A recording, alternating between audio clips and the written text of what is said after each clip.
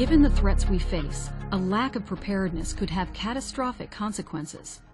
Effective and coordinated emergency management and incident response require that we create a culture of preparedness.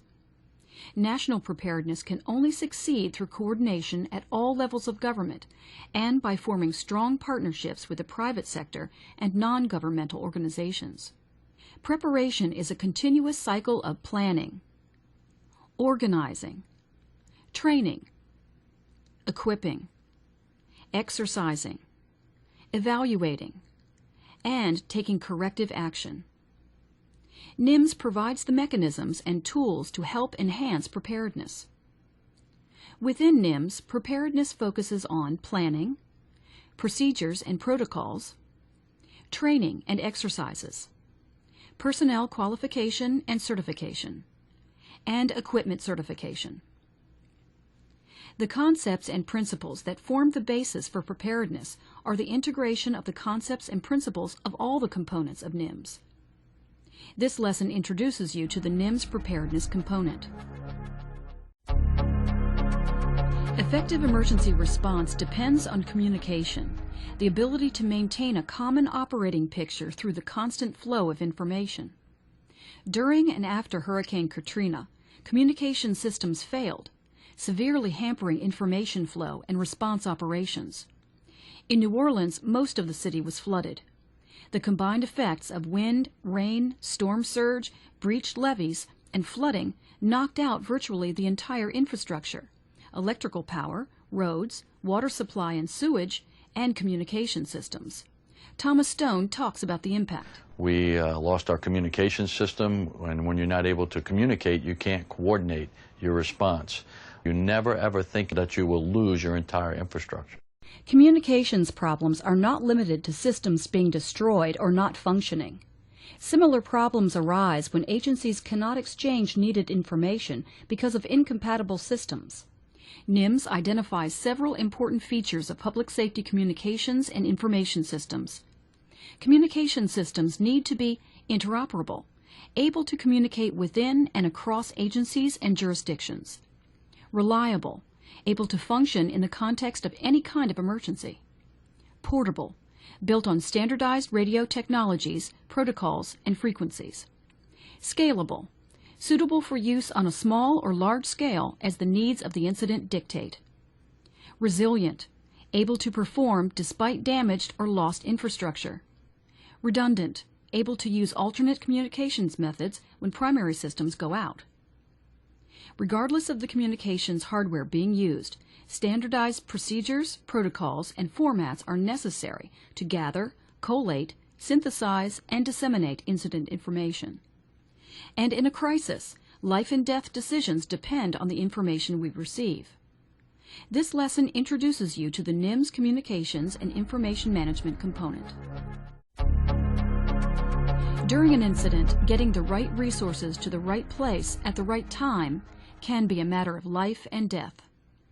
Nims establishes a standardized approach for managing resources before, during, and after an incident. Resources include personnel, equipment, supplies, and facilities. Prior to an incident, resources are inventoried and categorized by kind and type, including their size, capacity, capability, skills, and other characteristics. Mutual aid partners exchange information about resource assets and needs, and resource readiness and credentialing are maintained through periodic training and exercises. When an incident occurs, standardized procedures are used to identify resource requirements, order and acquire resources, and mobilize resources. The purpose of tracking and reporting is accountability. Resource accountability helps ensure responder safety and effective use of incident resources. As incident objectives are reached, resources may no longer be necessary. At this point, the recovery and demobilization process begins. Recovery may involve the rehabilitation, replenishment, disposal, or retrograding of resources, while demobilization is the orderly, safe, and efficient return of an incident resource to its original location and status. And finally, any agreed-upon reimbursement is made. When disaster strikes, we must be able to take full advantage of all available and qualified resources. In this lesson, you will learn how Nims provides the mechanisms for ensuring that we can be inclusive and integrate resources from all levels of government, the private sector, and non-governmental organizations. The Nims components of preparedness, communications and information management, and resource management provide a framework for effective management during incident response. Next, we'll cover the fundamental elements of incident management, including incident command system, multi-agency coordination systems, and public information. Together, these elements comprise the Nims command and management component. The Incident Command System, or ICS, is a standardized on-scene, all-hazard incident management concept. ICS allows its users to adopt an integrated organizational structure to match the complexities and demands of incidents. As an incident becomes more complex, multi-agency coordination becomes increasingly important.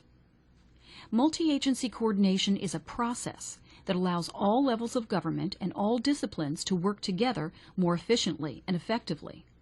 Multi-agency coordination is accomplished through a comprehensive system of elements. These elements include facilities, equipment, personnel, procedures, and communications. Emergency operations centers and multi-agency coordination groups are just two examples of coordination elements. The final command and management element is public information. Public information includes processes, procedures, and organizational structures required to gather, verify, coordinate, and disseminate information. Information that is essential for life-saving response and community recovery. Nims is best summed up by Craig Fugate. When we fail to work as a team, we fail our citizens. And what Nims is a system to provide a framework for all of the team to work together towards common goals.